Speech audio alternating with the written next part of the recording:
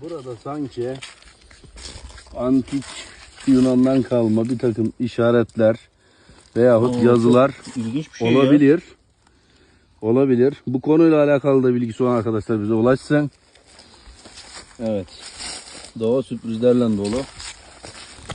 Arkadaşlar, şöyle taşın yarısı görünüyor. Bir desen var ama ne olduğunu anlayamadık. Biraz daha keşfe devam edeceğiz. Sadece gösteriyoruz.